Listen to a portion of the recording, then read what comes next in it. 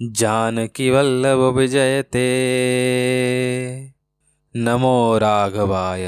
आइए हम किष्किंधा कांड प्रारंभ करते हैं। किष्किंधा कांड में हनुमान मिलन से बाली वध और सीता खोज की तैयारी तक के घटनाक्रम आते हैं। गोस्वामी जी मंगलाचरण में श्री राम जी और लक्ष्मण जी की स्तुति करते हैं। उन्हें सफेद और नीलकमल के समान सुंदर, अत्यंत बलवान, ज्ञान के धाम, श्रेष्ठ धनुर्धर और गो ब्राह्मणों के प्रिय बताया गया है। वे माया से मनुष्य रूप धारण किए हुए धर्म के रक्षक और सीता जी की खोज में निकले हुए हैं। प्रार्थना है कि ये दोनों भाई हमें भक्ति प्रदान करें। फिर वे राम नाम रूपी अमृत की महानता बताते हैं। यह नाम वेद रूपी समुद्र से उत्पन्न हुआ है और कलयुग के पापों को नष्ट करने वाला है। यह नाम सदा भगवान शिव के मुख पर शोभायमान रहता है और यह संसार रूपी रोग की अचूक दवा है।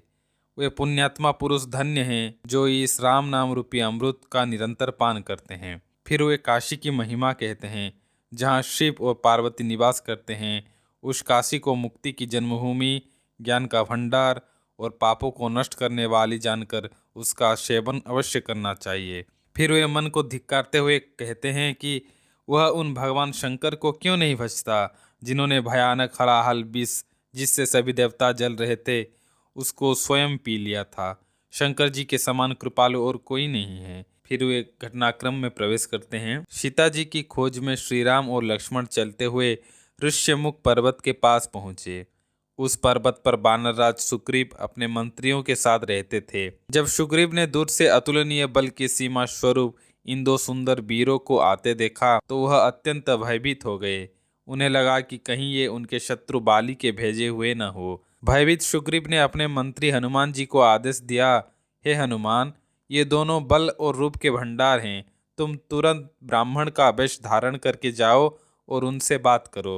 उनके मन की बात समझकर मुझे इशारे से बता देना, ताकि यदि वे बाली के भेजे हुए हों तो मैं तुरंत यह पर्वत छोड़कर भाग जाऊं।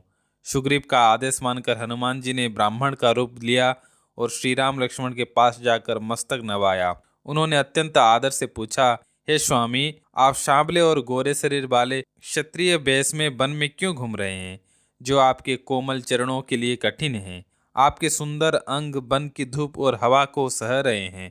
क्या आप ब्रह्मा, विष्णु, महेश से कोई हैं या नर नारायण हैं? अथवा आप सारे जगत के स्वामी भगवान हैं, जिन्होंने पृथ्वी का भार उतारने के लिए मनुष्य रूप में अवतार लिया है? यह सुनकर श्री राम जी ने उत्तर दिया, हम कौशल राज दशरथ के पुत्र हैं।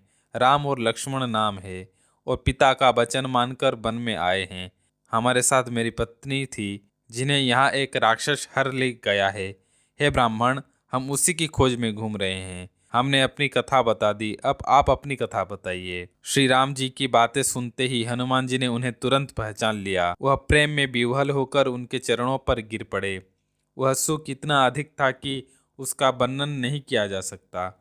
कुछ देर बाद धीरज धरकर उन्होंने स्तुति की और कहा, हे स्वामी, मैंने जो पूछा वह तो मेरी अज्ञानता और माया के वश था, पर आप मनुष्य की तरह क्यों पूछ रहे हैं? मैं मंद, मोहग्रस्त, कुटिल और अज्ञानी हूँ, और उस पर आपने भी मुझे भुला दिया। हे नाथ, सेवक पर विस्मृति मत डालिए।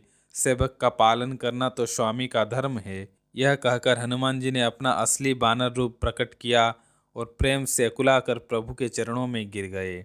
तब श्री राम ने उन्हें उठाकर हृदय से लगा लिया और अपने नेत्रों के जल से उन्हें शीतल किया। उन्होंने अत्यंत प्रेम से कहा, हे कपि हनुमान, तुम मन में ग्लानि मत करना। तुम मुझे लक्ष्मण से भी दूने प्रिय हो। सब मुझे समदर्शी कहते हैं, पर सेवक मुझे प्रिय हैं, क्योंकि उसे मेरा ही एकमात्र सहारा होता है। श्री राम का यह बात सुनकर हनुमान जी के हृदय से सारा दुख मिट गए। उन्होंने तुरंत सुग्रीव से मित्रता का प्रस्ताव रखा। उन्होंने कहा, हे नाथ, इस पर्वत पर आपका दास वानरराज सुग्रीव रहता है।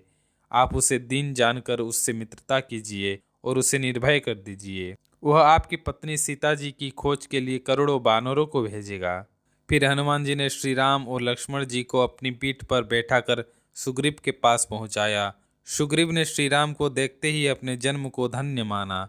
सुग्रीव ने आदर से चरण नवाए और श्री राम ने छोटे भाई लक्ष्मण सहित उनसे गले मिलकर भेंट की। इस मिलन के बाद हनुमान जी ने तत्काल दोनों ओर की कथाएं सुनाई और अग्नि को साक्षी मानकर श्री राम और सुग्रीव की अटूट मित्रता की प्रतिज्ञा करवाई। मित्रता स्थापित होने पर लक्ष्मण जी ने श्री राम के वन आने का संपूर्ण इतिहास सुग्रीव को सुनाया। इसके प्रत्युत्तर में सुग्रीव ने नेत्रों में जल भरकर आश्वासन दिया कि मिथिलेश कुमारी सीता जी अवश्य मिलेंगी। अपने आश्वासन को पुष्ट करने के लिए सुग्रीव ने उन्हें सीता जी से संबंधित एक महत्वपूर्ण प्रमाण दिया। उन्होंने बताया कि जब वे मंत्रियों के साथ पर्वत पर बैठे थे तभी उन्होंने सीता जी को आकाश मार्ग से जाते हुए देखा था। वह पराये के वश में थी और अत्यंत विलाप कर रही थी। सुग्रीव को देखकर सीता जी ने राम हा राम कहकर पुकारा और अपना एक वस्त्र नीचे गिरा दिया। श्री राम ने जब वह वस्त्र मांगा तो सुग्रीव ने तुरंत दे दिया। प्रिय पत्नी का वस्त्र हृदय से लगाकर श्री राम ने गहरा शोक किया, पर सुग्रीव ने उन्हें धीरज बंधाया और प्रतिज्ञा की कि वह हर उपाय से उनकी सेवा करेंगे और सीता जी को खोजने में सहायता करेंगे। इसके बाद बल की सीमा और कृपा के सागर श्री राम ने सुग्रीव से उनके दुख का कारण पूछा। सुग्रीव ने अपने भाई बलि के साथ हुए बैर के दुखद गाथा सुनाई। उन्होंने बताया कि बलि और उनके बीच पहले बहुत स्नेह था। एक बार बलि ने मायावी नामक दानव से युद्ध करने के लिए गुफा में प्रवेश किया और सुग्रीव को एक पखवाड़े तक प्रतीक्षा करने को कहा, लेकिन जब एक महीने बाद गुफा से रक्त की धारा निकली तो सुग्रीव ने समझा कि बलि मारा गया है।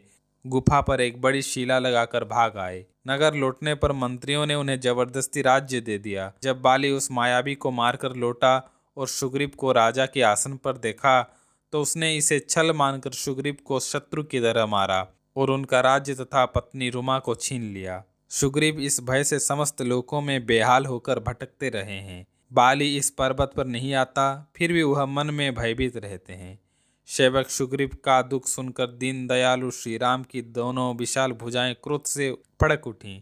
उन्होंने तुरंत प्रतिज्ञा की, हे सुग्रीव, मैं एक ही बाण से बाली को मार डालूंगा। यदि वह ब्रह्मा और रुद्र की शरण में भी जाएगा तो भी उसके प्राण नहीं बचेंगे।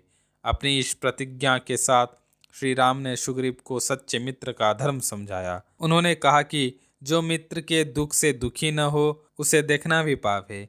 सच्चा मित्र वह है जो अपने बड़े दुख को भी धूल समझे और मित्र के छोटे दुख को सुमेरु पर्वत के समान माने। उन्होंने यह भी स्पष्ट किया कि मित्र का कर्तव्य है कि वह मित्र को बुरे मार्ग से रोककर अच्छे मार्ग पर चलाए, उसके गुणों को प्रकट करे और अवगुणों को छिपाए। उन्होंने कपटी मित्र जो सामने मीठा बोले और पीछे बुराई करे को शूल के समान पीड़ादायक बताकर उससे दूर रहने की सलाह दी।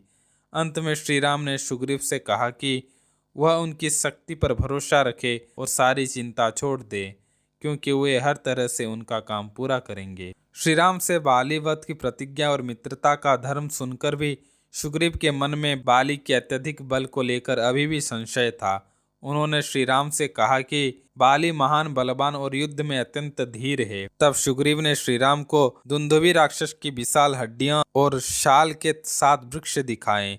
श्री रघुनाथ जी ने सुग्रीव का संशय दूर करने के लिए बिना किसी प्रयास के अत्यंत सरलता से दुंदुभी की हड्डियों और 7 साल वृक्ष को ढहा दिया। श्री राम का यह अपरिमित बल देखकर सुग्रीव का संशय समाप्त हो गया। उनकी प्रीति और विश्वास दृढ़ हो गया कि श्री राम निश्चित रूप से बाली का वध करेंगे। प्रभु के अलौकिक सामर्थ्य को पहचानकर सुग्रीव मन ही मन बहुत हर्षित हुए और बार बार श्री राम के चरणों में सिर नवाने लगे। इस समय उनके मन में ज्ञान उत्पन्न हुआ और वे वैराग्य से भरे वचन बोले।